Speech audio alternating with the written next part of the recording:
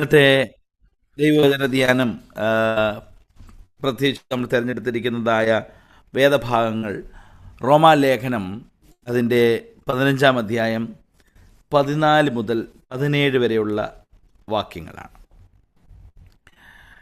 ഈ പൗലോസിൻ്റെ ലേഖനങ്ങളിൽ പൗലോസ് പ്രാരംഭം മുതൽ തന്നെ ഉപദേശ വിഷയങ്ങൾ പറഞ്ഞ് അതിനുശേഷം പ്രായോഗിക വിഷയങ്ങളിലേക്ക് കടന്ന് പ്രായോഗിക വിഷയങ്ങളൊക്കെ പറഞ്ഞ് അവസാനത്തെങ്കിൽ പൗലോസ് തൻ്റെ ആഗ്രഹങ്ങൾ വളരെ വ്യക്തതയോടെ ഈ 15-ാം അധ്യായത്തിൻ്റെ അവസാന ഭാഗങ്ങളിൽ താൻ രേഖപ്പെടുത്തുകയാണ്.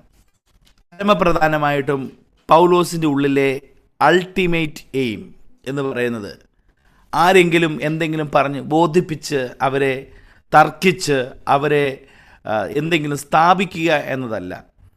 അല്ലെങ്കിൽ ഈ യഹൂദന്മാരോടുള്ള ബന്ധത്തിലുമൊക്കെയും ഈ കാര്യങ്ങളൊക്കെ പ്രസ്താവിക്കുന്നതിൻ്റെ ഏക ചിന്ത ഈ വല്ല വിധേനയും ആരെയെങ്കിലും ക്രിസ്തുവിന് വേണ്ടി നേടിയെടുക്കുക, ക്രിസ്തുവിലേക്ക് ആളുകളെ എത്തിക്കുക, അല്ലെങ്കിൽ ഒറ്റ വാക്കിൽ പറഞ്ഞാൽ കർത്താവായ യേശു ക്രിസ്തുവിനെ വിശ്വസിക്കുവാനും രക്ഷിതാവും കർത്താവുമായി സ്വീകരിക്കത്തക്ക നിലയിൽ ആളുകളെ അല്ലെങ്കിൽ ജനത്തെ ഒരുക്കുക.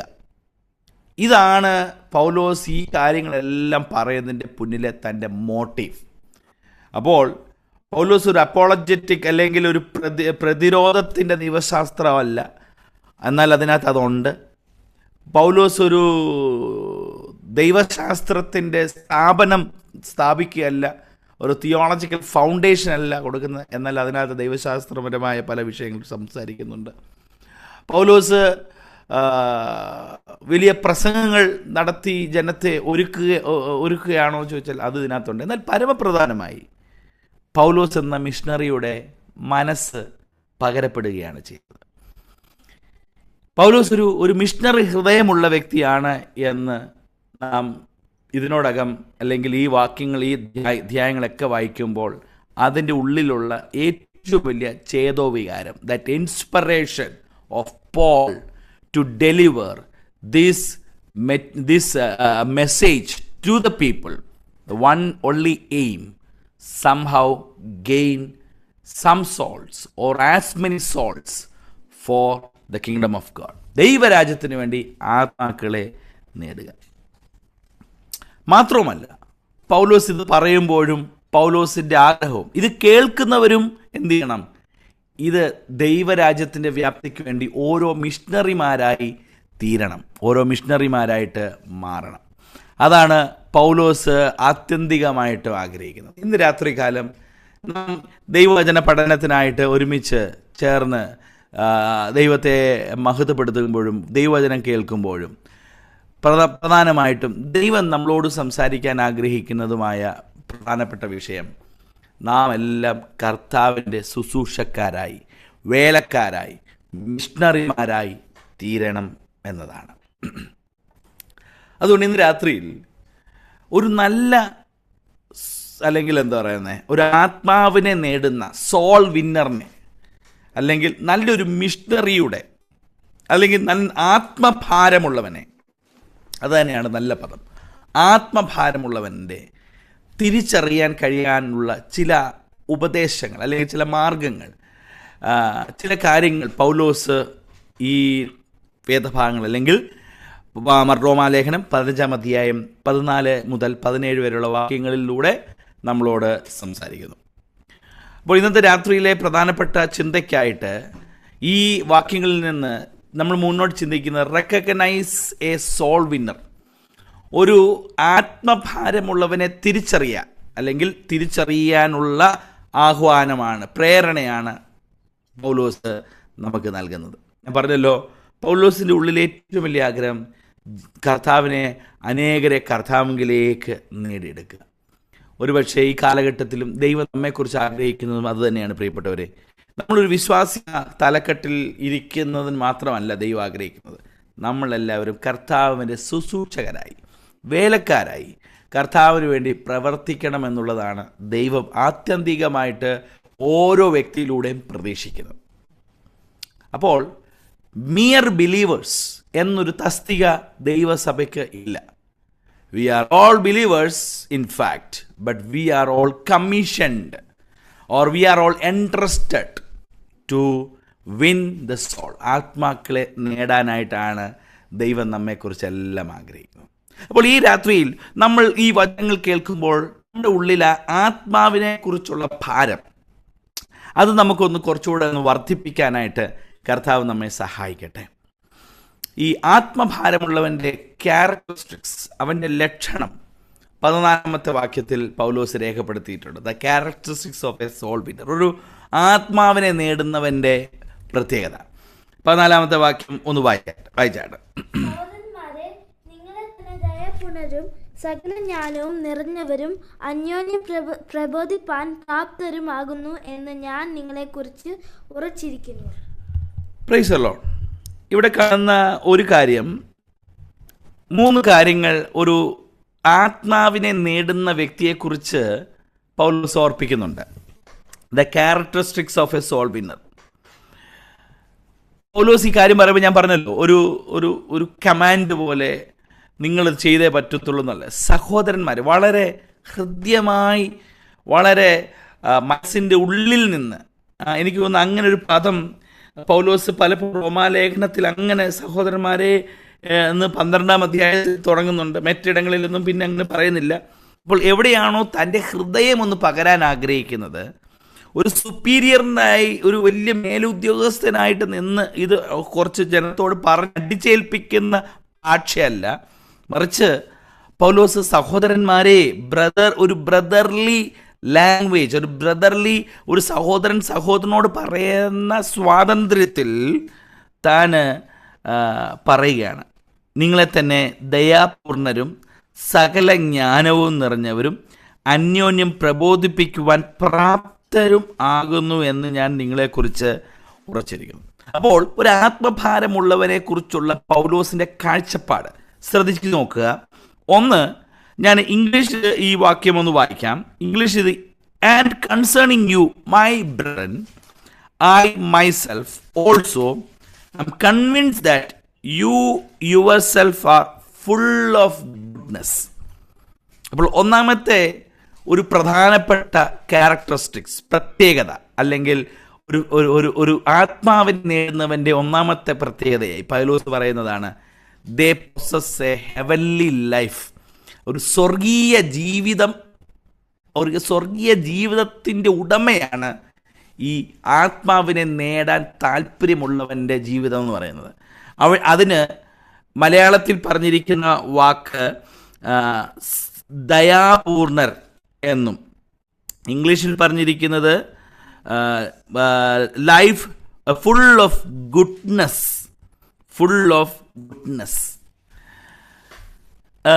വേദപുസ്തകത്തിൻ്റെ ഭാഷയിൽ ആരും തന്നെ നല്ലതാണെന്നല്ല പറയുന്നത്, അല്ലേ?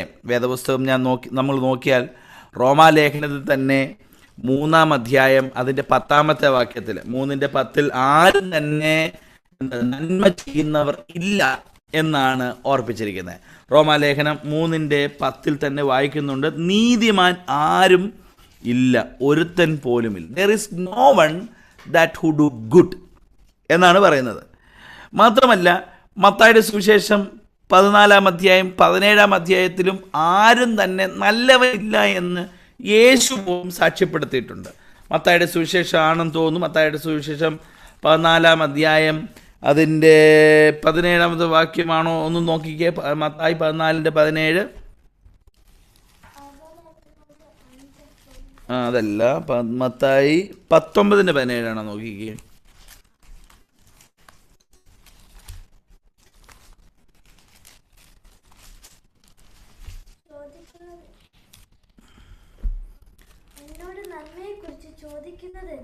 ഇത് തന്നെ, നല്ലവൻ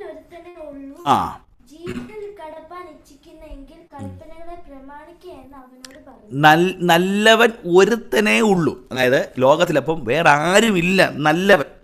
so there is no one as good എന്ന് വേദപുസ്തകം പലയിടങ്ങളിലും സാക്ഷ്യപ്പെടുത്തിയിട്ടുണ്ട്. എന്നാൽ പൗലോസ് പറയുകയാണ്, ഒരു നല്ല ആത്മാവിനെ നേടുന്നവൻ്റെ ഹൃദയത്തിൻ്റെ ആ സ്വഭാവത്വം അല്ലെങ്കിൽ അവൻ്റെ ക്യാരക്ടറിസ്റ്റിക്സ്, അവൻ്റെ പ്രകൃതം, ഹീസ് ഫുൾ ഓഫ് ഗുഡ്നസ്. അതെങ്ങനെയാണ് സംഭവിക്കുന്നത് പ്രിയപ്പെട്ടവരെ? യേശുക്രിസ്തുവിനെ രക്ഷകനും കർത്താവുമായി സ്വീകരിക്കുന്ന, യേശുക്രിസ്തുവിനെ രക്ഷകനും ദൈവവുമായി സ്വീകരിച്ചിട്ടുള്ള ഒരു വ്യക്തിക്ക് അവൻ്റെ ജീവിതത്തിലെ മാറ്റമുണ്ടായെങ്കിൽ he will be the one with full of goodness. നല്ല തികഞ്ഞ ദയാപൂർണതയുള്ള ഒരുവനായി മാറും. അപ്പോൾ ഞാനും നിങ്ങളും ഈ അല്ലെങ്കിൽ ദൈവം നമ്മെ ആക്കി വച്ചിരിക്കുന്നതായ തലങ്ങളിൽ, as we are all entrusted with a great mission and the characteristics of the one as a soul winner, ഒരു ആത്മാവിനെ നേടുന്നവൻ എന്ന നിലയിൽ ദൈവം പ്രതീക്ഷിക്കുന്നത് ദറ്റ് ഫുൾ ഗുഡ്നസ്, ദയാപൂർണരായിരിക്കുന്ന, അല്ലെങ്കിൽ ആ പൂർണ്ണ ദയ പ്രകടിപ്പിക്കാൻ പറ്റുന്നത്. അതെങ്കിൽ രക്ഷിക്കപ്പെട്ട് സ്നാനപ്പെട്ട് ദൈവ പൈതലായി ദൈവമക്കളായി ജീവിക്കുന്ന നാം ഓരോരുത്തരും അത് പ്രാപിക്കാനായിട്ട് കഴിയണം. It can be received by the holy spirit. പരിശുദ്ധാത്മാവെത്തിയാൽ നമുക്ക് ആ ഫുൾനെസ്, ആ പൂർണ്ണത നമുക്ക് പ്രാപിക്കാനായിട്ട് കഴിയും. അപ്പോൾ ഒന്നാമത്തെ characteristics, they possess a heavenly life. That life is full of goodness. Yesu ക്രിസ്തുവിന് മാത്രമുണ്ടായിരുന്ന, ഒരുത്തൻ മാത്രം നല്ലവനെന്ന് മത്തായിയുടെ സുവിശേഷത്തിൽ പറഞ്ഞവനും ആരും തന്നെ ഇല്ല നീതിമാൻ എന്ന് റോമാലേഖനത്തിൽ പൗലോസ് തന്നെ പറഞ്ഞപ്പോൾ ഒരുവനുണ്ട് ദറ്റ് ഗുഡ്നസ് പൊസസ് ചെയ്യുന്നത്, ആ ജീസസ് ക്രൈസ്റ്റ് ആണ്. അവനിലൂടെ നമുക്കും ആ ഗുഡ്നസ് പ്രാപിക്കാനായിട്ട് കഴിയും by the help of Holy Spirit. അപ്പോൾ ഒന്നാമത്തേത്, ദേ പൊസസ് ഹെവൻലി ലൈഫ്. രണ്ടാമത്തെ ക്യാരക്ടറിസ്റ്റിക്സ് ആണ്, ദേ പൊസസ് ഹെവൻലി നോളജ്, സ്വർഗീയമായ ജ്ഞാനം. അതിന് ഇവിടെ പൗലോസ് പറഞ്ഞിരിക്കുന്നത് സകല ജ്ഞാനവും നിറഞ്ഞവർ. എന്തിനെക്കുറിച്ചുള്ള ജ്ഞാനമാണ്? ആത്മീയ വിഷയത്തെക്കുറിച്ചുള്ള ജ്ഞാനം. ഈ ആത്മീയ വിഷയത്തെക്കുറിച്ചുള്ള ജ്ഞാനം എവിടുന്ന നമുക്ക് കിട്ടുന്ന റിസോഴ്സ്? അത് മറ്റെങ്ങൊന്നുമല്ല, തിരുവചനമാണ് ഹെവൻലി നോളജിൻ്റെ ആധാരം. നമുക്കാരും സ്വർഗത്തിൽ നിന്ന് നമുക്ക് ടെലിഗ്രാം അയക്കാനോ എഴുത്തിലൂടെ സ്വർഗീയ ജ്ഞാനം ഒന്നും ഇപ്പം നമുക്ക് തരാനായിട്ട് ആരുമില്ല. സ്വർഗീയ ജ്ഞാനം നമുക്ക് ഓൾറെഡി പകർന്നു തന്നിട്ടുണ്ട് ദൈവം നമ്മുടെ കരങ്ങളിൽ തന്ന തിരുവചനം. അപ്പോൾ ഒരു നല്ല ആത്മാവിനെ നേടുന്ന സുവിശേഷകൻ്റെ ഹൃദയമെന്ന് പറയുന്നത് അവൻ തിരുവചനം നന്നായി ഗ്രഹിച്ച് മനസ്സിലാക്കി പഠിക്കുന്നവനാണ്. The one who is with full knowledge. ഇത് തിരുവചനമാണ് നമുക്ക് പകർന്നു തരുന്നത്. തിരുവചനമാണ് ആ നോളജ് നമുക്ക് നൽകി തരുന്നത്. പരിശുദ്ധാത്മാവിൻ്റെ ശക്തിയാൽ തിരുവചനം നമുക്ക് പ്രകാശിപ്പിച്ച് തരുമ്പോഴാണ് ആ ഫുൾ നോളജ് എൻ്റെയും നിങ്ങളുടെയും ജീവിതത്തിൽ അനുഭവിക്കാനായിട്ട് കഴിയുന്നത്.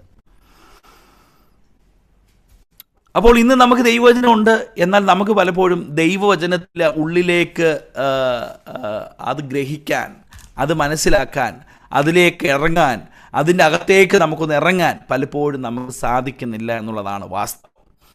Praise the Lord. നമുക്ക് ചിലപ്പോൾ ഉപരിയായിട്ടുള്ള ഇമോഷണലി നമ്മളെ സന്തോഷിപ്പിക്കുന്നത് കേൾക്കാനും ഇമോഷണലി നമ്മളെ ക്യാരി ഓൺ ചെയ്യുന്നതിനൊക്കെ നമുക്ക് ഒത്തിരി പ്രാധാന്യമുണ്ട്. എന്നാൽ ദൈവത്തിൻ്റെ വചനത്തിൻ്റെ ആഴത്തിലേക്ക് ഒന്ന് ഇറങ്ങി അത് മനസ്സിലാക്കി അതിലൂടെ ലഭിക്കുന്ന പരിജ്ഞാനവും അതിലൂടെ ലഭിക്കുന്നതായ ആത്മാവിൻ്റെ ഉള്ള നിറവും ഒക്കെ പ്രാപിച്ചു പോകാനാണ് ദൈവം നമ്മെക്കുറിച്ച് ആഗ്രഹിക്കുന്നത്. അങ്ങനെയെങ്കിൽ as A believer, as we are all commissioned to win the soul, we need to possess this heavenly knowledge. ഈ സ്വർഗീയ ജ്ഞാനത്തെ പൂർണ്ണതോതിൽ പ്രാപിക്കാനായിട്ട് നമുക്ക് കഴിയണം. ഈ രാത്രികാലം എത്ര പേർക്ക് നമുക്ക് ഈ ദൈവവചനത്തിൻ്റെ ആഴങ്ങളിലേക്ക് കയറണം? പ്രിയപ്പെട്ടവരെ, നമ്മൾ പലപ്പോഴും ഉപരിയായിട്ടുള്ള പല പെരിഫറലായിട്ടുള്ള പല കാര്യങ്ങളാണ് നമ്മുടെ ആഗ്രഹവും നമ്മുടെ ഇഷ്ടവും. Price the Lord. നമുക്ക് രണ്ട് അന്യഭാഷ പറഞ്ഞ് കൈയടിക്കുന്നത് മാത്രമല്ല പ്രിയപ്പെട്ടവരെ നമ്മുടെ ക്രിസ്തീയ ജീവിതത്തിൻ്റെ ആധാരമെന്ന് പറയുന്നത്. മറിച്ച് ഈ തിരുവചനത്തിനകത്തൂടെ പ്രവേശിക്കാൻ, ഈ തിരുവചനത്തിലൂടെ ഗ്രഹിക്കാൻ, ഈ തിരുവചനം പഠിച്ച് മനസ്സിലാക്കി ജീവിക്കാനൂടെ കഴിയുന്നതാണ് ക്രിസ്തുവിലുള്ള ആത്മജീവിതമെന്ന് പറയുന്നത്. സോ ആത്മാവിനെ നേടുന്നവൻ്റെ രണ്ടാമത്തെ പ്രത്യേകതയായി നമുക്ക് കടമെടുക്കാൻ കഴിയുന്നത് പൗലോസിൻ്റെ വാക്കുകളിലൂടെ, the one who possess heavenly wisdom, സ്വർഗീയ ജ്ഞാനം. മൂന്നാമത്തെ ഒരു ക്യാരക്ടറിസ്റ്റിക്സ് ആ വാക്യത്തിൽ കാണുന്നത് the one they poses heavenly love.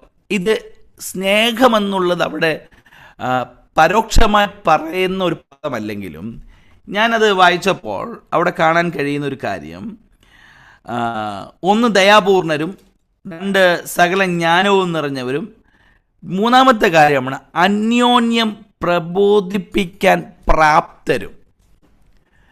ഞാൻ ഇന്ന് ആ വാക്യം ഞാനിങ്ങനെ ചിന്തിക്കുകയായിരുന്നു. ഈ അന്യോന്യം പ്രബോധിപ്പിക്കാൻ പ്രാപ്തരെന്ന് പറഞ്ഞാൽ, എനിക്കിപ്പോൾ ബിനോയ് ബ്രദറിനെ പ്രബോധിപ്പിക്കാൻ ഞാൻ പ്രാപ്തനാകുന്നത് എപ്പോഴാണെന്ന് ചോദിച്ചാൽ, നമ്മുടെ പ്രിയ സജു അങ്കിളിനെ പ്രബോധിപ്പിക്കാൻ എനിക്ക് പ്രാപ്തി ഉണ്ടാകുന്നത് എങ്ങനെയാണെന്ന് ചോദിച്ചാൽ, ഞാൻ പ്രിയ സൈച്ചാനെ ഹൃദയംഗമായിട്ട് സ്നേഹിക്കുമ്പോഴാണ് ഐ ക്യാൻ എക്സോട്ട്.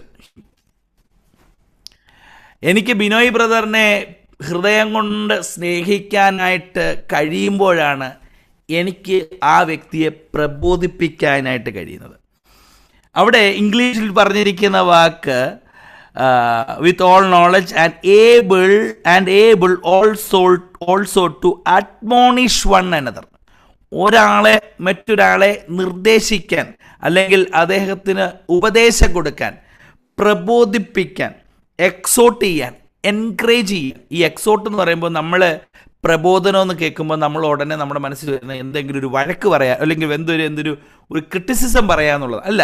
പ്രബോധനം ചിലപ്പോൾ അത് എൻകറേജ് ചെയ്യാൻ കൂടിയായിരിക്കാം, ആളുകളെ ഉത്സാഹിപ്പിക്കുന്നതുമാണ് പ്രബോധനം.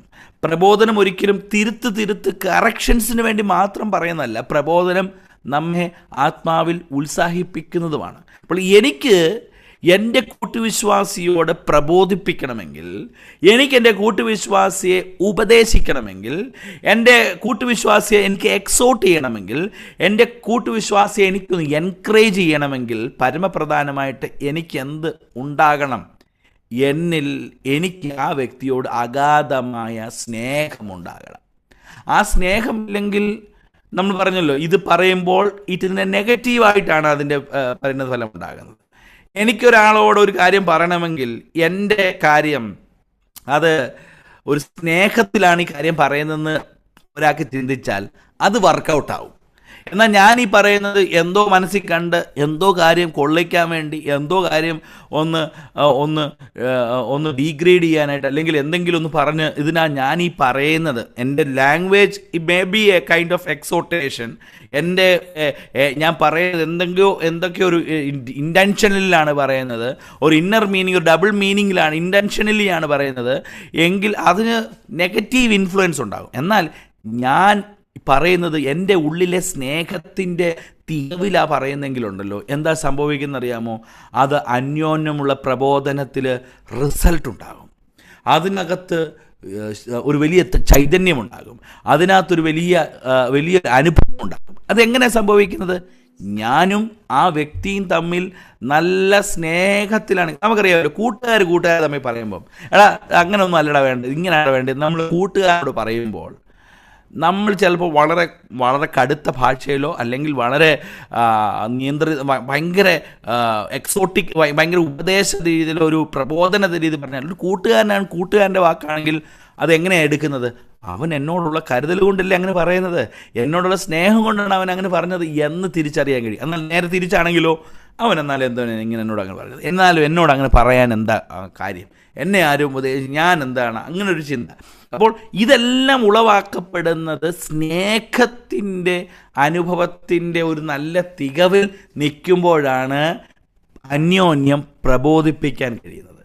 അപ്പോൾ ഓർക്കണം, എനിക്ക് നിങ്ങളെ പ്രബോധിപ്പിക്കാം, പക്ഷേ എനിക്ക് നിങ്ങളോട് ഒരു സ്നേഹവും ഒരു വാത്സല്യം ഇല്ലെങ്കിൽ ഞാൻ പ്രബോധിപ്പിക്കുന്നതൊക്കെ ഒരു വലിയ ഇറിറ്റേഷനായിട്ട് നിങ്ങൾക്ക് തോന്നും. Price the Lord. ഇറിറ്റേഷനായിട്ട് നമുക്ക് തോന്നും. എന്നാൽ ഇത് ഹൃദയത്തിൻ്റെ ഉള്ളിൽ ഉള്ള വാത്സല്യത്തിലാണ് പറയുന്നതെങ്കിൽ ഇറിറ്റേഷനെക്കാട്ടിൽ കൂടുതൽ അക്സെപ്റ്റ് ചെയ്യാനായിട്ടാണ് നമുക്ക് തോന്നുന്നത്. അപ്പോൾ ഇവിടെ പൗലോസ് പറയുന്നത്, നിങ്ങൾ അന്യോന്യം പ്രബോധിപ്പിക്കാൻ പ്രാപ്തരാകണമെന്ന് പറഞ്ഞാൽ യു ഷുഡ് ബി ഏബിൾ. പ്രാപ്തരാകണമെന്ന് പറഞ്ഞാൽ നിങ്ങൾ അന്യോന്യം സ്നേഹിക്കാൻ ഏബിളായിരിക്കണം എന്നുള്ളതാണ്. Price the Lord. എത്ര പേർക്ക് രാത്രി കാലത്ത് മനസ്സിലാകുന്നുണ്ട്? ഹാലൽ അന്യോന്യം സ്നേഹിക്കാൻ കഴിയുമ്പോൾ അവിടെ പ്രബോധനമുണ്ടാകും. ആ പ്രബോധനത്തിന് സ്വീകാര്യതയുണ്ടാകും, മാറ്റങ്ങളുണ്ടാകും, ഏറ്റെടുക്കലുണ്ടാകും. അല്ലെങ്കിൽ എന്താ സംഭവിക്കുന്നത്? പ്രബോധിപ്പിച്ച് പ്രൈസ് ദി ലോർഡ് മുഷിപ്പ് കൂട്ടാന്നല്ലാതെ അവിടെ ഒന്നും യാതൊരു result. It is not coming from the love. സ്നേഹത്തിൽ നല്ല വരുന്നത് അതിങ്ങനെ ഒരു വലിയ പ്രശ്നമുണ്ട്. അപ്പോൾ ഒരു നല്ല ആത്മാവിനെ നേടുന്നവൻ്റെ ലക്ഷണമായി പൗലോസ് നമ്മളോട് പറഞ്ഞ 3 കാര്യങ്ങൾ: the one who has A heavenly life, the full of goodness, സ്വർഗീയ ജീവിതമുള്ള ദയാപൂർണനായ.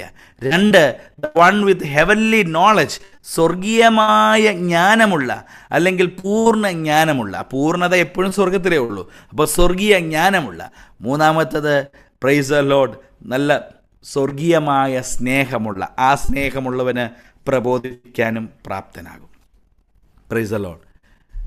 അപ്പോൾ ഇതാണ് പൗലോസ് നമ്മെ റോമാലേഖനം 15-ാം അധ്യായം 14-ാം വാക്യം മുതലുള്ള വാക്യങ്ങളിൽ ഒരു ആത്മാവിനെ നേടുന്നവരാകണമെന്ന്, അല്ലെങ്കിൽ നിങ്ങൾ പ്രബോധിപ്പിക്കുന്നവരാകണം എന്ന് പൗലോസ് ഓർപ്പിക്കുമ്പോൾ നമ്മളെല്ലാവരും ഒരുക്കപ്പെടേണ്ട ആ ക്യാരക്ടറിസ്റ്റിക്സിനെ കുറിച്ച്, ആ സ്വഭാവ ഗുണങ്ങളെക്കുറിച്ചാണ് പൗലോസ് ഇവിടെ നമ്മെ ഓർപ്പിച്ചിരിക്കുന്നത്. Praise the lord. 2-മത്തെ കാര്യം, 2-മത്തെ വിഷയം എന്ന് പറയുന്നത്, ഇനിയും ഈ ഒന്ന് ക്യാരക്ടറിസ്റ്റിക്സ് ആയിരുന്നെങ്കിൽ 2-മത്തത് the conduct of a soul. ഒരു ഒരു ഒരു ഒരു ഒരു ഒരു ആത്മാവിനെ നേടുന്നവൻ്റെ സ്വഭാവം. മറ്റേത് ഗുണങ്ങളായിരുന്നെങ്കിൽ ഇത് സ്വഭാവത്തെക്കുറിച്ചാണ് പറയുന്നത്. മറ്റേത് ഇതൊക്കെയാണ് അതിൻ്റെ പ്രത്യേകതകൾ എന്നാണ് ആ 14-ാം വാക്യത്തിൽ പറഞ്ഞത്. എന്നാൽ 15-ഉം 16-ഉം വാക്യത്തിൽ ഒരു ആത്മാവിനെ നേടാൻ പ്രാപ്തിയുള്ളവൻ്റെ സ്വഭാവത്തെക്കുറിച്ച് രേഖപ്പെടുത്തിയിരിക്കുന്നു. സ്വഭാവത്തെക്കുറിച്ച് രേഖപ്പെടുത്തിയിരിക്കുമ്പോൾ ഒന്ന് വായിക്കാം. 15-ഉം 16-ഉം വായിച്ചാട്ടെ. എങ്കിലും ജാതികൾ എന്ന വഴിപാട് പരിശുദ്ധാത്മാവിനാൽ വിശുദ്ധീകരിക്കപ്പെട്ടു പ്രസാദകരമായി തീരുവാൻ ഞാൻ ദൈവത്തിന്റെ സുവിശേഷ ഘോഷണം പുരോഹിതനായി അനുഷ്ഠിച്ചുകൊണ്ട് ജാതികളിൽ ക്രിസ്തുയേശുവിന്റെ ശുശ്രൂഷക്കാരനായി ഏണ്ടതിന് ദൈവം എനിക്ക് നൽകിയ കൃപ നിമിത്തം നിങ്ങളെ ഓർമ്മപ്പെടുത്തുവണ്ണം ഞാൻ ചിലയിടത്ത് അതിധൈര്യമായി നിങ്ങൾക്ക് എഴുതിയിരിക്കുന്നു. Price the Lord. ഇപ്പോൾ 2-മത്തേത് പൗലോസിൻ്റെ ഒരു കാഴ്ചയിൽ ആത്മാവിൽ നമ്മളോട് സംസാരിക്കുന്നതും ഒരു ആത്മാവിനെ നേടുന്നവൻ്റെ സ്വഭാവത്തെക്കുറിച്ച് പറയുമ്പോൾ 3 കാര്യങ്ങളിൽ അവിടെയും പൗലോസ് ഊന്നൽ നൽകുകയാണ്. ഒന്ന്, ഇംഗ്ലീഷിൽ വായിക്കുമ്പോൾ ഇങ്ങനെയാണ് വായിക്കുന്നത്: But I have written very boldly to you on some points, so as to remind you again, because of the grace that was given me from God. അടുത്ത ശ്രദ്ധിക്കുക: to be a minister of Christ Jesus to the Gentiles, ministering as a priest the gospel of God, so that my offering of the Gentiles may become acceptable, sanctified by the Holy Spirit.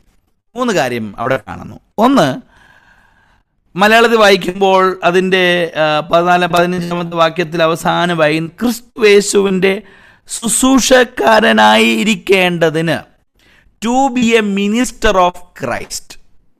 അപ്പോൾ ഒരു ആത്മാവിനെ നേടുന്നവൻ്റെ സ്വഭാവം ശുശ്രൂഷകരായിരിക്കണം, servant mind ആയിരിക്കണം, servanthood ആയിരിക്കണം, അല്ലെങ്കിൽ ശുശ്രൂഷ മനോഭാവമുള്ളവനായിരിക്കണം. നമ്മൾ ശുശ്രൂഷിപ്പിക്കുന്നവനല്ല, നമ്മൾ ശുശ്രൂഷ ചെയ്യുന്നവരായിരിക്കണം. ഈ മിനിസ്റ്റർ എന്ന് പറയുമ്പോൾ the one who is busy with the holy things, പരിശുദ്ധമായ കാര്യങ്ങൾ ചെയ്യാൻ വ്യാപൃതനാകുന്ന ഒരുവനെയാണ് ശുശ്രൂഷകൻ, മിനിസ്റ്റർ എന്ന് നമ്മൾ കാണുന്നത്. അപ്പോൾ ഇവിടെ ആത്മാവിനെ നേടുന്നവൻ്റെ പ്രത്യേകതയായി നല്ല പ്രാസംഗികനാകണമെന്നല്ല രേഖപ്പെടുത്തിയിരിക്കുന്നത്, നല്ല പാണ്ഡിത്യമുള്ള ആളായിരിക്കണമെന്നും അല്ല രേഖപ്പെടുത്തിയിരിക്കുന്നത്. അതെല്ലാം ഒരു ശുശ്രൂഷകൻ പല തലങ്ങളിൽ ഉപയോഗിക്കേണ്ടതാണ്. എന്നാൽ മോസ്റ്റ് ഇമ്പോർട്ടൻ്റ്ലി എന്താണെന്ന് ചോദിച്ചാൽ A servant mind, A servant attitude, ഒരു സേവന മനോഭാവം, പ്രൈസ് ദി ലോർഡ്, ഒരു ശുശ്രൂഷ മനോഭാവം, ഒരു സെർവൻ്റ് ആറ്റിറ്റ്യൂഡ് അത് ഉണ്ടാകണമെന്നാണ് ദൈവം ആഗ്രഹിക്കുന്നത്. അപ്പോൾ ദൈവം നമ്മളെ എല്ലാവരെയും ഒരു സെർവൻ്റായിട്ടാണ് ഈ ലോകത്തിൽ ദൈവം നമ്മെ ആക്കി വെച്ചിരിക്കുന്നത്. അതുകൊണ്ടാണ് ദൈവത്തിൻ്റെ ദാസന്മാർ നമ്മളെ വിളിക്കുന്നത്, ദാസന്മാർ. We are all servants. കർത്താവിൻ്റെ ശ്രേഷ്ഠദാസൻ എന്നൊക്കെ പല ടൈറ്റിലോട്ട്, ശ്രേഷ്ഠനൊന്നും ഇല്ല, എല്ലാം ദാസന്മാരാണ്. നമ്മളെല്ലാവരും ദാസന്മാർ തന്നെയാണ്. ശ്രേഷ്ഠരെന്നോ അതിശ്രേഷ്ഠരെന്നോ അതിബഹുമാന്യനൊന്നും ഇല്ലെങ്കിൽ പോലും എല്ലാവരെയും ദൈവത്തിൻ്റെ ദാസന്മാരാക്കി കണ്ടിരിക്കുകയാണ്. അപ്പോൾ നമ്മളൊരു പ്രാസംഗികനാകുകയോ പ്രീച്ചറാകുകയോ എന്നതിനെക്കാട്ടിലുപരിയായി ഒരു സുവിശേഷകൻ്റെ മനസ്സെന്ന് പറയുന്നത് he would be a servant. ഞാനിത് പറയുമ്പോൾ നമ്മളെ ദൈവസഭയോടുള്ള ബന്ധത്തിൽ നമ്മളെയൊക്കെ ആക്കി വച്ചിരിക്കുമ്പോൾ നമ്മൾ ശുശ്രൂഷക്കാരാണ്. അവിടെ നമ്മുടെ സഭയിൽ അല്ലെങ്കിൽ നമ്മുടെ ആത്മീയ കൂട്ടായ്മകളിൽ ജസ്റ്റ് ഒരു വന്ന് ഇരിക്കുക പോകുക എന്നുള്ളൊരു തസ്തിക നമുക്കില്ല. ദൈവസഭയുടെ വേദപുസ്തക അടിസ്ഥാനത്തിലുള്ള ദൈവസഭയുടെ പ്രകൃതത്തിൽ ഒരു ചുമ്മാതൊരു ആരാണ് വിശ്വാസിയായിട്ടിരിക്കുന്ന ഒരു തസ്തികയില്ല. എല്ലാവരും കർത്താവിൻ്റെ ശുശ്രൂഷകരാണ്. നമ്മളൊക്കെ ആ ആത്മഭാരം നമ്മളിൽ ഉണ്ടാകുമ്പോഴാണ് വാസ്തവത്തിൽ ദൈവം നമ്മെ ആക്കി വച്ചിരിക്കുന്ന ഉദ്ദേശം പൂർത്തീകരിക്കാനായിട്ട് കഴിയുന്നത്. Price the lord. അപ്പോൾ നമ്മളെല്ലാവരും ആത്മദാഹമുള്ള, അല്ലെങ്കിൽ നമ്മളെല്ലാവരും ആത്മാക്കളെ നേടാനുള്ള, കർത്താവിനെ സാക്ഷീകരിക്കാനുള്ള വലിയൊരു ടാസ്ക് നമുക്ക് ദൈവം തന്നിട്ടുണ്ട്.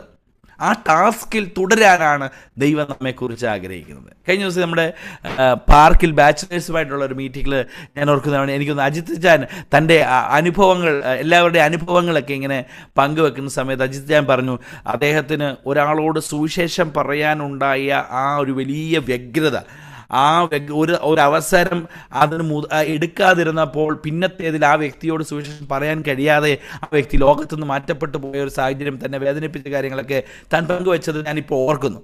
അപ്പോൾ നമ്മുടെ ജീവിതത്തിലൊക്കെയും ഏതവസരത്തിലും കർത്താവിനെ അതിന് നമ്മൾ വലിയ ഡിഗ്രിയോ തിയോളജിയൊക്കെ പഠിച്ചിട്ടുള്ള ആളായിരിക്കണമെന്ന് ഒരു നിർബന്ധവും ഇല്ല. We can be just God's witness in our place where we are. എനിക്കറിയാം നമ്മുടെ ഈ പ്രത്യേക രാജ്യത്തിലൊന്നും ഇതിനൊക്കെയുള്ള പരിമിതമായ എന്നാൽ നമ്മുടെ work place we can just be lead an exemplary life. I witness my God. ഞാൻ എൻ്റെ ദൈവത്തെ ഞാൻ ഇവിടെ പ്രതിദാനം ചെയ്യണം. I represent my God. ഞാൻ എൻ്റെ ദൈവത്തെ പ്രതിദാനം ചെയ്യുന്നു. I give the message of Jesus through my life. എൻ്റെ ജീവിതത്തിലൂടെ യേശുവിൻ്റെ സന്ദേശം ഞാൻ പകരുകയാണ്. ഇപ്പോൾ ദൈവം നമ്മെക്കുറിച്ച് ആഗ്രഹിക്കുന്നതും അതുതന്നെയാണ്. B a minister of God. ദൈവത്തിൻ്റെ ശുശ്രൂഷക്കാരനായി തീരാനായിട്ടാണ് ദൈവം നമ്മെക്കുറിച്ച് ആഗ്രഹിക്കുന്നത്. ഈ രാത്രികാലം നമ്മളുടെ ജീവിതത്തെ നമുക്കൊന്ന് ഡെഡിക്കേറ്റ് ചെയ്യാൻ കഴിയുമോ? കർത്താവെ, ഞാൻ പലപ്പോഴും ഒരു കേവല വിശ്വാസി എന്നുള്ള തസ്തികയെ തുടരാനല്ല ആഗ്രഹിക്കുന്നത്. അത് സഹോദരന്മാരെന്നില്ല, കുഞ്ഞുങ്ങളെന്നില്ല, എല്ലാവരും we are all servants of God. ഞാൻ മുമ്പ് ഒരിക്കൽ നിങ്ങളോട് പറഞ്ഞിട്ടുണ്ടെന്നുള്ളതാണ് എൻ്റെ ചിന്ത. പറഞ്ഞിട്ടുണ്ട്, ഈ ലോകത്തിൽ റോമൻ കാത്തലിസിസം എന്ന് പറയുന്ന സഭാവിഭാഗം ഇന്ന് ലോകത്തിലെ ഏറ്റവും വലിയ ജനസംഖ്യയുള്ള ക്രൈസ്തവ സമൂഹത്തിൻ്റെ ഒരു പാർട്ടാണ്.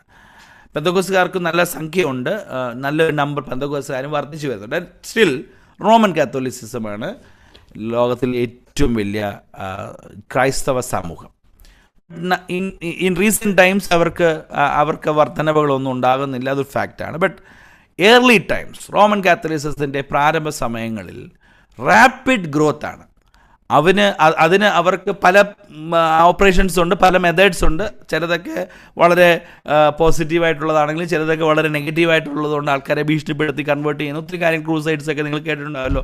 ആ യുദ്ധങ്ങളൊക്കെ ഉണ്ടാകാനുള്ള കാരണങ്ങളെല്ലാം ഈ ഒരു കൺവേർഷൻസിൻ്റെ ഭയങ്കര പ്രസരിപ്പായിരുന്നല്ലോ. അതിനെല്ലാം കാരണം അതെല്ലാം ചരിത്രമാണ്, ഞാനതൊന്നും ഓർപ്പിക്കുന്നില്ല.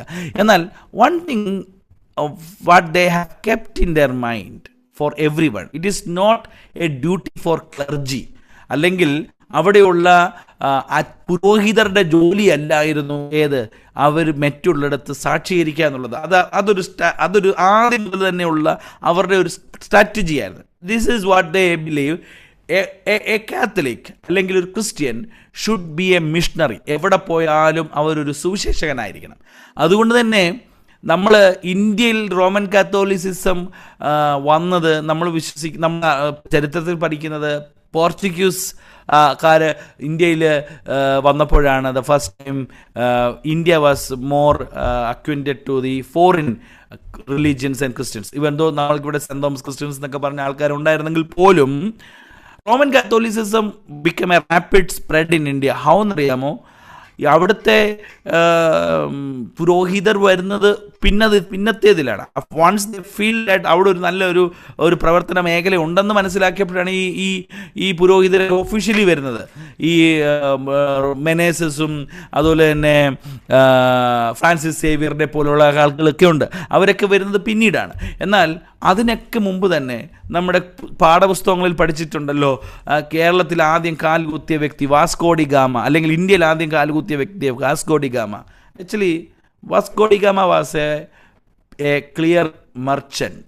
അത് നല്ലൊരു വ്യവസായിയായിരുന്നു എന്നാണ് നമ്മൾ മനസ്സിലാക്കുന്നത്. But he was not merely a merchant, he was also a promoter of Christianity on those times. ആ സമയത്ത് പാഠപുസ്തകങ്ങളിലൊന്നും നമ്മൾ അത് വായിക്കുന്നില്ലെങ്കിലും they brought not only trade but they brought their faith also. അവരവരുടെ വിശ്വാസവും കൊണ്ടുവന്നാണ് ചരിത്രങ്ങളിൽ പഠിക്കുന്നവർ, റിസർച്ച് ചെയ്യുന്നവർ പറഞ്ഞിട്ടുള്ളത്. അപ്പോൾ along with the trade, along with the merchandise, they brought their faith also. അതിൻ്റെ അർത്ഥം വാസ്കോ ഡി ഗാമ ഇവിടെ വന്നപ്പോൾ കുരുമുളക് ഇവിടുന്ന് കൊണ്ടുപോകാനും പിന്നെ കച്ചവടം ചെയ്യാനെന്നൊക്കെയാണ് നമ്മൾ പറഞ്ഞിരിക്കുന്നെങ്കിലും internally they were also prophesying, propagating their faith. അങ്ങനെ വാസ്കോ ഡി ഗാമ എന്ന് പറയുന്ന വ്യക്തിയല്ല, ലോകത്തിൻ്റെ വിവിധ ഭാഗങ്ങളിൽ സഞ്ചരിച്ചവരെല്ലാവരും they had a mind of mission in their mind. അവരുടെ ഉള്ളിലെല്ലാം ഈ ഒരു ദൗത്യത്തിൻ്റെ ചിന്ത അവരുടെ ഉള്ളിൽ. അതുകൊണ്ട് തന്നെ ഒരു ക്ലർജി അവിടെ റീച്ച് ഔട്ട് ചെയ്യുന്നതിന് മുമ്പ് തന്നെ maybe from their own perspective അവർ ഇതെല്ലാം പ്രചരിപ്പിക്കാനായിട്ട് ഇടയായിത്തീർന്നു. ഞാൻ റോമൻ കാത്തോലിസിസത്തിൻ്റെ അങ്ങ് പുകഴ്ത്തി പറഞ്ഞതല്ല, അവരുടെ എല്ലാ കാര്യത്തിനെയും ഒരു സപ്പോർട്ട് ചെയ്തല്ല. I am just taking an example. ഒരു എക്സാമ്പിൾ ഞാൻ പറഞ്ഞതാണ്, how they made it possible. അപ്പോൾ ദൈവം ആക്ച്വലി ആ ദൈവശാസ്ത്രപരമായിട്ട് ചിന്തിച്ചാലും ദൈവം അത് തന്നെയാണ് നമ്മളെക്കുറിച്ച് ആഗ്രഹിക്കുന്നത്. നമ്മളെല്ലാവരും കർത്താവിൻ്റെ വേലക്കാരാണ്. We are all ministers of God. അപ്പോൾ അത് നമ്മുടെ ഉള്ളിലെ സ്വഭാവമാണ്. നമ്മുടെ ഉള്ളിൽ എൻ്റെ കണ്ടക്റ്റ്, എൻ്റെ സ്വഭാവത്തിൽ അലിഞ്ഞിരിക്കേണ്ടതാണ് മിഷണറി എന്നുള്ള മൈൻഡ്. Price the Lord. ഒരു സുവിശേഷകൻ എന്നുള്ള മൈൻഡ് എന്നിൽ എപ്പോഴും ഇൻറ്റേർണലി ഉണ്ടായിരിക്കണം. അപ്പം ഞാനും നിങ്ങളും all of us are missionaries. നമ്മളെല്ലാവരും ദൈവത്തിൻ്റെ വേലക്കാരാണ്. നമ്മുടെ ഹൃദയത്തിനുള്ളിൽ നമ്മളത് സൂക്ഷിക്കണം. wherever we go, wherever we work, we may work in our offices, we may study in our school, we may travel, we may do various other things, but keep in mind, I am a missionary of God. I am one person entrusted to be Lord's witness. അപ്പോൾ so first thing that I said, they engaged in proclaiming the work. ഒന്നാമത്തെ കാര്യം അതാണ്, they engaged in proclaiming. Our ശുശ്രൂഷകന്മാരായിരുന്നു. they engaged in working. അവർ ശുശ്രൂഷ ചെയ്യാൻ. It's not merely preaching. അത് പല നിലകളിൽ അവർ ചെയ്യാനായിട്ട് കഴിഞ്ഞു. രണ്ടാമത്തെ കാര്യം, they engaged in priestly work. അവിടെ പറയുന്നൊരു കാര്യം കൂടെ വീണ്ടും പറയുന്നത്, ദൈവത്തിൻ്റെ സുവിശേഷം പുരോഹിതനായി അനുഷ്ഠിച്ചുകൊണ്ട്. രണ്ടാമത്തെ സ്വഭാവം പുരോഹിതൻ്റെ സ്വഭാവം. അപ്പോൾ ഒരു മിനിസ്റ്ററിൻ്റെ കാര്യവും പറയുന്നുണ്ട്. രണ്ടാമത് പറയുന്നത് ഒരു പുരോഹിതനെ കുറിച്ചാണ് പറയുന്നത്. ഈ പ്രീസ്റ്റ് എന്ന് പറയുന്നത് പഴയ നിയമ പശ്ചാത്തലത്തിൽ ഒരു പുരോഹിതൻ്റെ ഏറ്റവും വലിയ ദൗത്യം എന്ന് പറയുന്നത് ഇൻ്റർസെഷനാണ്, മധ്യസ്ഥതയാണ്. ഒരു പുരോഹിതൻ എന്താ ചെയ്യുന്നത്?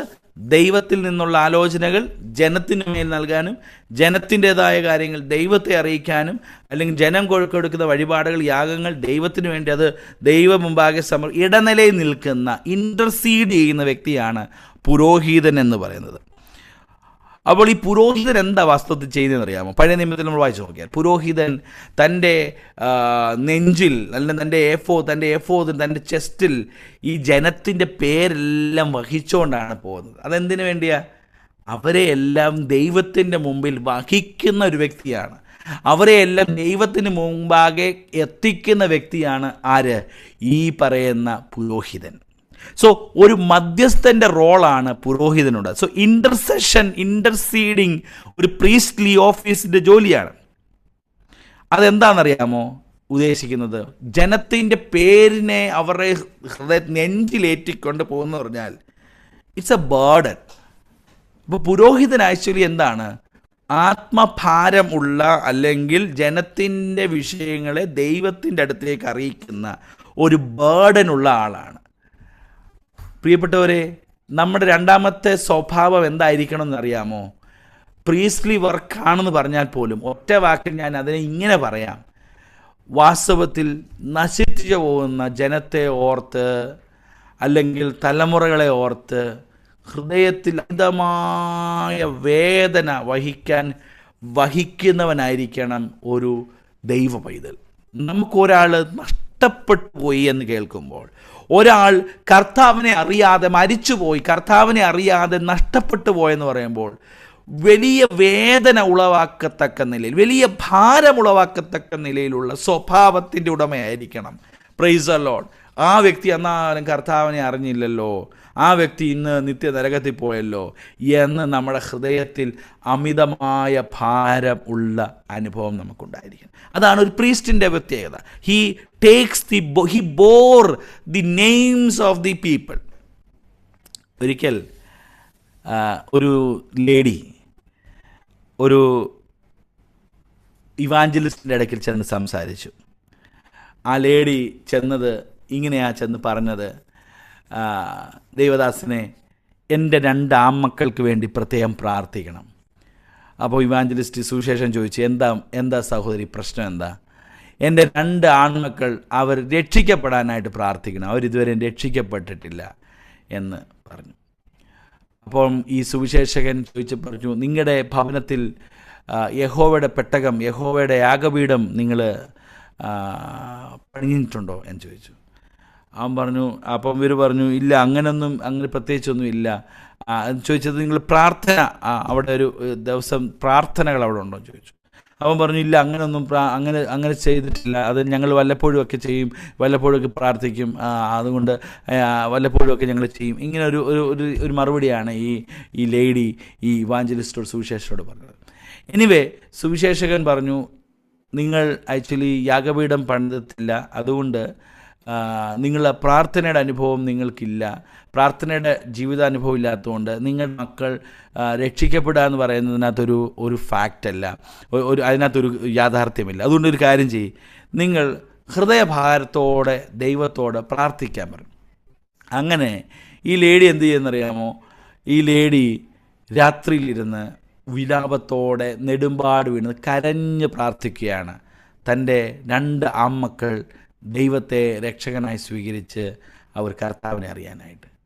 ഒരു ദിവസം ഈ മാതാവ് ഹൃദയം നുറുങ്ങി തൻ്റെ കിടപ്പറയിൽ, തൻ്റെ റൂമിൽ രാത്രിയിലിരുന്ന് കണ്ണുനീരോടെ പ്രാർത്ഥിച്ചുകൊണ്ടിരിക്കുമ്പോൾ, ഇടയ്ക്ക് വെള്ളം കുടിക്കാനൊക്കെ ഒരു മൂത്തയാൾ എഴുന്നേറ്റ് സഞ്ചരിച്ച വഴിയിൽ അദ്ദേഹം ഇങ്ങനെ ഒളിഞ്ഞ് കേട്ടപ്പോൾ എൻ്റെ അമ്മ എൻ്റെ പേര് ചൊല്ലി നിലവിളിച്ച് പ്രാർത്ഥിക്കുകയാണ് രക്ഷിക്കപ്പെടാനായിട്ട്. ഇത് കണ്ടുകൊണ്ടിരുന്നപ്പോൾ ഈ മകന് ഭയങ്കര ഒരു വേദനയും ആ അമ്മയുടെ പ്രാർത്ഥനയും ഒക്കെ കണ്ടു. പിറ്റേ ദിവസം രാവിലെ ഈ അമ്മയുടെ അടുത്ത് ചെന്നിട്ട് സംസാരിച്ചു. അമ്മയുടെ അടുത്ത് സംസാരിക്കുക, അമ്മയോട് ഈ കാര്യങ്ങൾ പങ്കുവെച്ചുകൊണ്ടിരിക്കുന്ന കേൾക്കുമ്പോൾ രണ്ടാമത്തെ ആളും വന്ന്, ഇതെന്ത് ഈ അമ്മ ഈ മോനോട് ഇത്ര സംസാരിക്കുന്നത്? ഈ സംസാരിക്കുന്ന ഭാഗം ഇവനും കേട്ടപ്പോൾ അന്ന് ആക്ച്വലി ഈ രണ്ടുപേരും രക്ഷിക്കപ്പെട്ട് ദൈവവേദലായിത്തീർന്നു. ഞാൻ പറഞ്ഞു വന്നത്, ഈ ഒരു സംഭവത്തിൽ ഞാൻ പറഞ്ഞു വന്നത്, എപ്പോഴാണോ ആ മാതാവ് ഹൃദയഭാരത്തോടെ പ്രാർത്ഥിച്ചത്, ഹൃദയഭാരത്തോടെ തൻ്റെ തലമുറയ്ക്ക് വേണ്ടി നെടുമ്പാട് വീണ് കരഞ്ഞ് പ്രാർത്ഥിച്ചത്, ദൈവം അവിടെ ആ ഭാരമറിഞ്ഞാണ് പ്രവർത്തിച്ചത്. അപ്പോൾ നമ്മുടെയൊക്കെ ജീവിതത്തിൽ ഹൃദയഭാരം നമ്മുടെ ജീവിതത്തിൽ ആത്മാക്കളോടുള്ള ബന്ധത്തിൽ ഉണ്ടാകണം.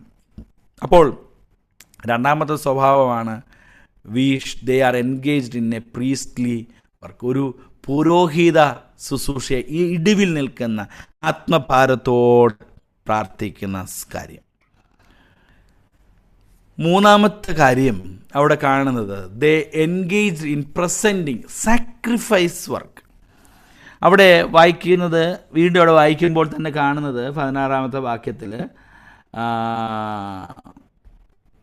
15-ാമത്തെ ദൈവത്തിൻ്റെ സുവിശേഷ ഘോഷം പുരോഹിതനെ അനുഷ്ഠിച്ചുകൊണ്ട് ജാതികൾ എങ്കിലും ജാതികൾ എന്ന വഴിപാട് പരിശുദ്ധാത്മാവിനാൽ വിശുദ്ധീകരിക്കപ്പെട്ട് പ്രസാദമായിരിക്കുവാൻ ഞാൻ ദൈവത്തിൻ്റെ സുവിശേഷ ഘോഷം പുരോഹിതനായി ചെയ്യുന്നു. അപ്പോൾ നോക്കിയേ, ഒന്ന്, എങ്കിലും ജാതികൾ എന്ന വഴിപാട്, ഒരു sacrifice they are giving, they are engaged in presenting A sacrifice.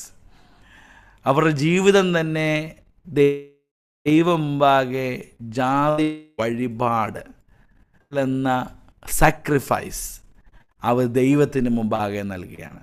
നമുക്കറിയാം, എത്രയോ പേര് ഈ ലോകത്തിൽ ദൈവമില്ലാതെ നഷ്ടപ്പെട്ടുകൊണ്ടിരിക്കുന്നു. എത്രയോ പേര് ഈ ലോകത്തിൽ ദൈവിക വഴികളിൽ നിന്ന് അന്യം നിന്ന് പോകുന്ന സാഹചര്യം ഉണ്ടാകുന്നു. അപ്പോൾ ദൈവം നമ്മെക്കുറിച്ച് ആഗ്രഹിക്കുന്നത് ഈ അനേക നശിച്ചു പോകുന്ന ആളുകളെ കർത്താവിന് വേണ്ടി നേടിയെടുക്കുക എന്നുള്ളതാണ്. Price the Lord.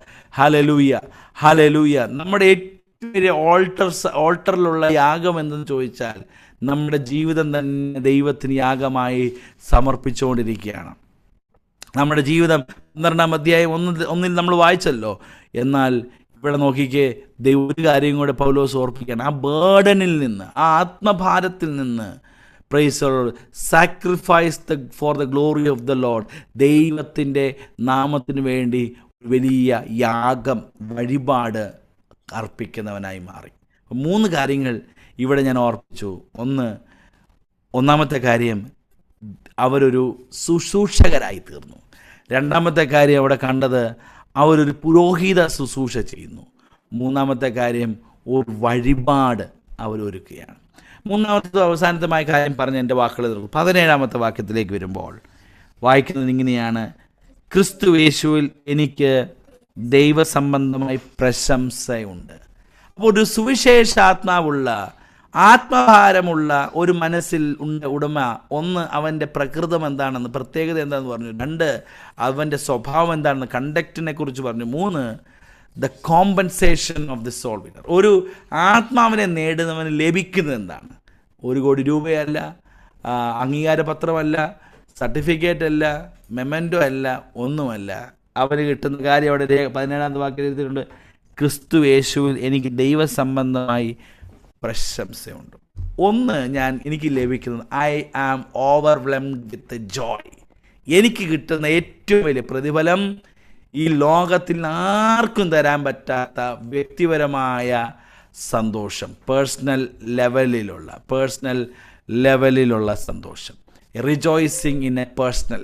എനിക്ക് പ്രശംസയുണ്ട്. അതല്ലേ അങ്ങനെയാണ് പൗലോസ് പറയുന്നത്, എനിക്ക് പ്രശംസ. Ever Joy that we can get in this world. നമുക്കൊരു നല്ല ശമ്പളം കിട്ടിയതോ, നമുക്ക് നല്ലൊരു ജോലി കിട്ടിയതോ, നമ്മുടെ കുഞ്ഞുങ്ങൾക്കൊരു നല്ല വിദ്യാഭ്യാസം കിട്ടിയതോ, നമ്മുടെ ജീവിതത്തിൽ എന്തെങ്കിലും വലിയ കാര്യം നടന്നതോ എന്നതിനേക്കാൾ ഉപരിയായി ഒരു നല്ല ആത്മഭാരമുള്ള ഒരു ദൈവപൈതലിൻ്റെ ഏറ്റവും വലിയ സന്തോഷം ഒരാളെ കർത്താവിന് വേണ്ടി നേടാൻ കഴിഞ്ഞു എന്നുള്ളതാണ്. അത് പറയുകയാണ് പൗലോസ് പറയുകയാണ്, ക്രിസ്തുവിൽ എനിക്ക് ദൈവസന്നിധിയിൽ പ്രശംസ. I am been filled with joy. എനിക്ക് സന്തോഷമുണ്ടാകുന്നത് അതുതന്നെയാണ്. എന്നെ കേൾക്കുന്ന പ്രിയപ്പെട്ടവർ, ഈ രാത്രികാലം ദൈവകരങ്ങളിലേക്ക് നമ്മെ തന്നെ ഒന്ന് സമർപ്പിച്ചിട്ട് നമുക്ക് ഈ ലോകത്തിൽ എന്താ സന്തോഷം ഉളവാക്കുന്നത്, നമുക്കെന്താണ് സന്തോഷം നൽകി തരുന്നത്? എൻ്റെ ഈ ലോകത്തിലെ ഏറ്റവും വലിയ സന്തോഷം എന്ന് പറയുന്നത് എനിക്ക് കർത്താവിന് വേണ്ടി ഒരാളെ സമർപ്പിക്കഴിഞ്ഞത് ആണോ എന്ന് നമുക്ക് ഈ രാത്രികാലം ഒന്ന് പരിശോധിക്കാനായിട്ട് ഇടയായിത്തീരണം. So that is a rejoicing in a personal. എനിക്ക് എൻ്റെ വ്യക്തിപരമായ ജീവിതത്തിലുള്ള സന്തോഷം അതാണെന്ന് ദൈവത്തിൽ പറഞ്ഞു. അവസാനമായിട്ടുള്ളത് last thing, rejoicing in the profound godly level. അത് പറയുന്നത് ഒന്നൊന്ന് അവിടെ വീണ്ടും പറയുന്നത് ദൈവസംബന്ധമായി പ്രശംസയുണ്ട്. ഇത് എനിക്ക് ഇന്നാർക്കിന്നാരല്ല, യേശു ദൈവം സംബന്ധിച്ചുള്ള വിഷയത്തിലാണ് എനിക്ക് സന്തോഷം. എനിക്ക് സന്തോഷം ഈ ലോകത്തിലെ സന്തോഷമല്ല, ലോകസംബന്ധമായിട്ടുള്ളതല്ല, ലോകത്തോടുള്ള ബന്ധത്തിലല്ല. എനിക്ക് സന്തോഷം ഉണ്ടാകുന്നു. ആ സന്തോഷം എവിടെ, ഏത് വിഷയത്തിലാണ്? ദൈവവുമായുള്ള ബന്ധത്തിൽ. സോ ദൈവത്തിനാണ് സകല മഹത്വവും സകല മാനവും ഉണ്ടാകുന്നത്. ഞാൻ ഒരാളുടെ രക്ഷയിലേക്ക് കൊണ്ടുവന്നതിൽ എൻ്റെ ക്രെഡിറ്റ് അല്ല പോകുന്നത്. ഞാൻ ഇത്ര ആളെ രക്ഷിക്കപ്പെടുന്നു, ഇത്ര സഭയുണ്ടാക്കി, അല്ലെങ്കിൽ ഇത്ര സഭയിൽ ആളുകളെ കൂട്ടി, എൻ്റെ ശുശ്രൂഷയിൽ ഇത്ര പേര് രക്ഷിക്കപ്പെട്ടു, എൻ്റെ ശുശ്രൂഷയിൽ ഇത്ര ആൾ സ്ഥാനപ്പെട്ടു എന്നത് എൻ്റെ ക്രെഡിറ്റിനുള്ളതല്ല, അതെല്ലാം ദൈവത്തിനുള്ളത്. അപ്പോൾ എൻ്റെ സന്തോഷം എനിക്കെന്തെങ്കിലും കിട്ടി, നേട്ടം ഉണ്ടായി എന്നതിനല്ല, ഞാൻ ഇത്ര ആളെ കർത്താവിലേക്ക് നയിച്ചു എന്ന് പറഞ്ഞ് ഗമ പറയാനല്ല. ഇത് ദൈവത്തിനാണ് ക്രെഡിറ്റ്. ഒരാത്മാവിനെ രക്ഷയിലേക്ക് കൊണ്ടുവരുമ്പോൾ അതിൻ്റെ പൂർണ്ണ മഹത്വവും ആർക്കാണ്? ദൈവത്തിനാണ്. അപ്പോൾ പൗലോസ് പറയുകയാണ്, ദൈവസംബന്ധമായി എനിക്ക് പ്രശംസയുണ്ട്. എൻ്റെ അല്ല, എൻ്റെ സന്തോഷം എനിക്ക് എന്തെങ്കിലും കിട്ടിയെന്നല്ല, ഞാൻ എന്തെങ്കിലും ചെയ്തു അതുകൊണ്ട് ആയെന്നല്ല എൻ്റെ സന്തോഷം, എൻ്റെ ഭാഗത്തല്ല സന്തോഷം. എനിക്ക് സന്തോഷമുള്ളത് ദൈവത്തിന് സകല മഹത്വവും മാനവും ലഭിച്ചു എന്നത് ഓർക്കുമ്പോഴാണ്. They all glory and honour deserves to the lord only.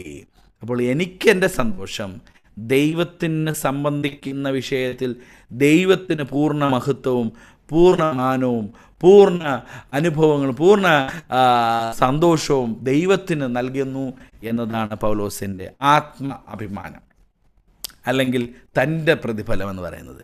എനിക്ക് സന്തോഷമുണ്ടാകുന്നു, ആ സന്തോഷം എൻ്റെ നേട്ടമല്ല, ദൈവത്തിൻ്റെ നേട്ടമാണ്. ഒരാൾ കർത്താവിനെ അറിഞ്ഞത് ദൈവത്തിൻ്റെ നേട്ടമാണ്. ഒരാൾ കർത്താവിനെ കർത്താവിനെ സ്വീകരിച്ചത് ദൈവത്തിൻ്റെ നേട്ടമാണ്. ദൈവത്തിനാണ് സകല മഹത്വം, ദൈവത്തിനാണ് സകല മാനവും. ആ ദൈവമഹത്വമാണ് എൻ്റെ സന്തോഷം. 3 കാര്യങ്ങൾ ഇന്ന് രാത്രിയിൽ ഞാൻ വിശദീകരിച്ചു. The characteristics of a soul winner. രണ്ടാമത്തത് ഞാൻ പറഞ്ഞത് a conduct of a soul winner. ഒരു ആത്മാവിനെ നേടുന്നവൻ്റെ അവൻ്റെ സ്വഭാവം. മൂന്നാമത്തത് ഹല്ലേലൂയ, എ കോമ്പൻസേഷൻ. എൻ്റെ ഒരു ആത്മാവിനെ നേടുന്നവൻ്റെ പ്രതിഫലം, കോമ്പൻസേറ്റ് എന്തൊക്കെയാണ്? സന്തോഷം, ദൈവത്തിലുള്ള സന്തോഷം. Price the Lord. ദൈവത്തിൻ്റെ ദൈവാധിഷ്ഠിതമായ സന്തോഷം, അല്ലെങ്കിൽ ദൈവസംബന്ധമായ പ്രശംസ. ഈ രാത്രികാലം നമ്മുടെ കണ്ണുകളെ ദൈവസ്ഥാനം നമുക്ക് അടയ്ക്കാം. നമുക്ക് ദൈവസ്ഥാനതയിൽ പ്രാർത്ഥിക്കാമല്ലോ. Hallelujah, hallelujah, hallelujah. ഇന്ന് രാത്രികാലം കേൾപ്പിച്ചതായ നല്ല ദൈവിക ആലോചന മുമ്പാകെ നമ്മെ തന്നെ സമർപ്പിച്ചുകൊണ്ട് നമുക്ക് പ്രാർത്ഥിക്കാം. Price the Lord, price the Lord, price the Lord.